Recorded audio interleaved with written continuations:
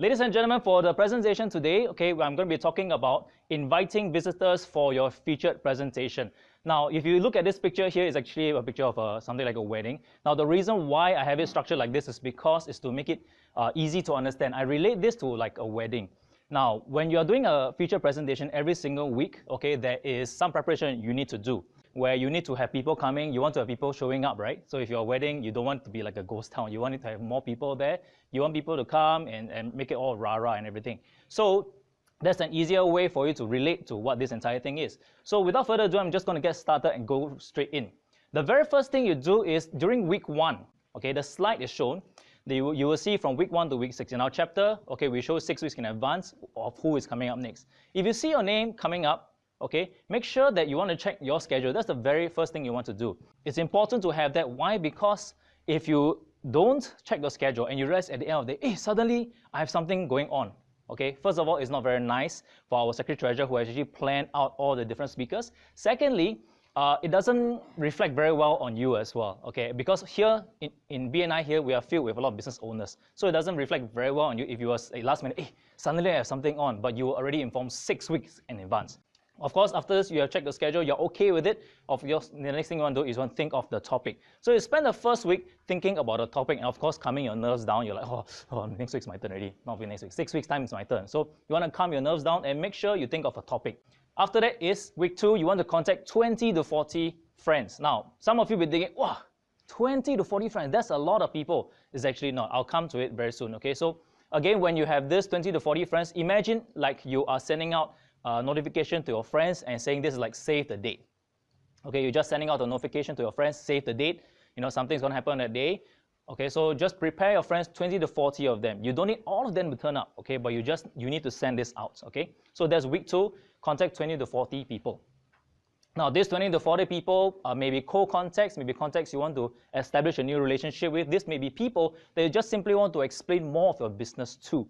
So you want them to come to the presentation, so to position you very nicely as well, because you're going to be up front, So week 3, after you have sent that out, you want to start to prepare the presentation. Now, week 1, you already were preparing, you had a topic in mind, right? So when you had a topic in mind, the next thing you do is you want to prepare the presentation. Now, inside BNI, there are many ways to prepare the presentation, but what we'll do is that here, you want to ensure that what you have inside the presentation is not just going to be a PowerPoint slide. You want to make sure that the slides, of course, they are well done. You also want to ensure that what is inside the content is not too much information. You want to call for referrals. You want to train the room, to become your referral partners. So that's one of the important things you want to do in week 3. You want to start to prepare your presentation. Week number 4 is you want to submit the presentation and make the announcement. Now, ladies and gentlemen, when you saw just now what I did is you submit the presentation after you prepared it. You actually submit that 2 weeks in advance. In our chapter, we submit it to our secretary-treasurer. After you submit it, the presentation task force will look at that presentation, and will give you feedback. Is it too much information? Is it too lengthy? Is it, what can be done better? So that will be some feedback given to you, Now, then the next thing, remember this make announcement.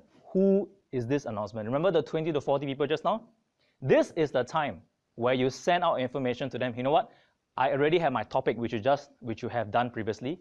I have my topic. You send that out to your friends. You send out to the 20 to 40 people. Tell them what is happening, in that date, in that week. Here's what you're going to be learning. Here's what you're going to be meeting. Here's who you're going to be seeing. So you start to use this moment, make the announcement to those 20 to 40 people of your topic at hand. So week 5, now week 5 is you want to prepare a draw gift and you make sure you rehearse. What do I mean by this? When you are doing on your presentation, you make sure that you must rehearse. Now, I have done an MC before. So as an MC, wedding MC, what I'll do is they just tell me to go down to location, I just stand there, read a script. Why do you want to rehearse? If you think about it, it's just people walking in and out, right? It's like a wedding, people walking out. Why you want to rehearse for that? Simple, because they want to make sure that when they want to know what's going on the actual day. Likewise, when you're preparing for your presentation, don't wing it. Prepare it. Go home, rehearse at home, You make sure that you rehearse that you are within the time limit. I have come across countless times, when there's a presentation and the person goes way overboard, way over time, and it's not even halfway through his slides.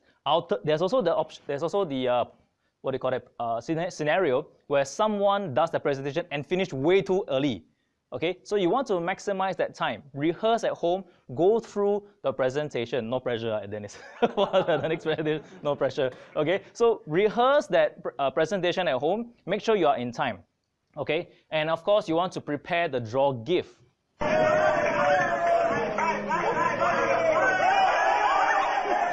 Okay. Yeah, correct. Nobody wants. So this is a little bit of fun, but it's important that when you have a draw gift, make sure it is something that people want. Okay, make sure it is something that represents your business. Don't give something that nobody wants. You give this kind of thing. So you don't want to have that kind of effect when you give a draw gift, because remember, this draw gift is given to, again, your fellow members. It is given to your fellow business partners who are your fellow marketers. So make sure you give a good draw gift. Now, week 6. This is the week where you start the show, okay? So you want to, this is the time where you make sure you follow up on the guests. Remember the 20 to 40 people? This is the week you start to confirm with them, hey man, are you coming? Are you coming? This is the week I'm going to have my presentation. Are you coming? Are you coming? Are you coming? So this is the time we just send them. Start sending all this information. Now, if you do in simple math, for example, let's say we do 20 people. Let's say we have a 50% attrition rate, okay? The first time you send 20 people, okay.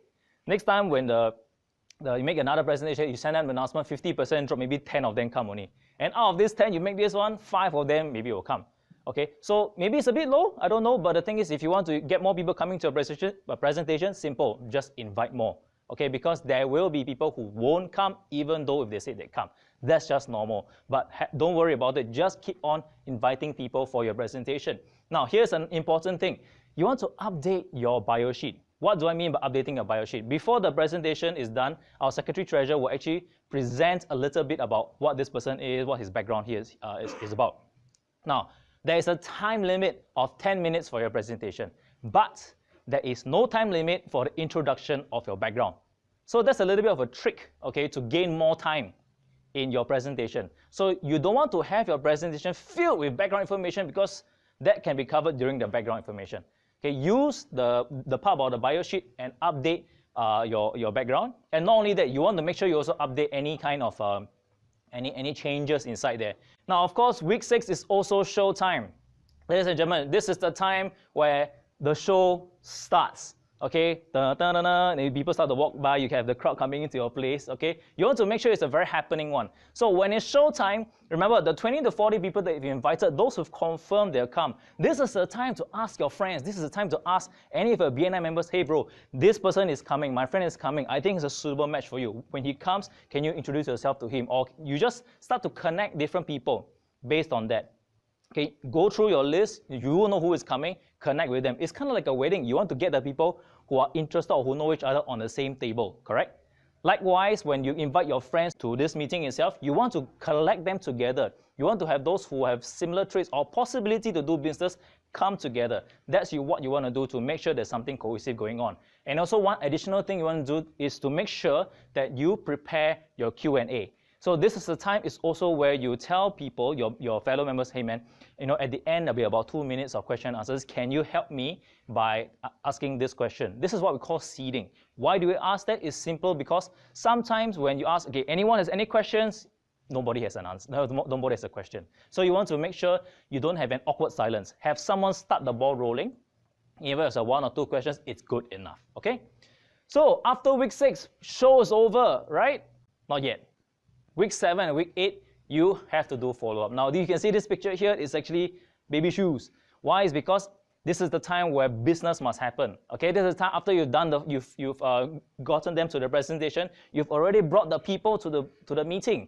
This is the time where you start to do the follow-up. Hey man, all those 20, 40 people. Thank you so much for coming. I hope you enjoy yourself. Is there any way I can help you? Is there any referral that I can give you? Is there anyone that you've met in this group that you saw, that you heard during the 60-second what they do, but you didn't manage to get their contact?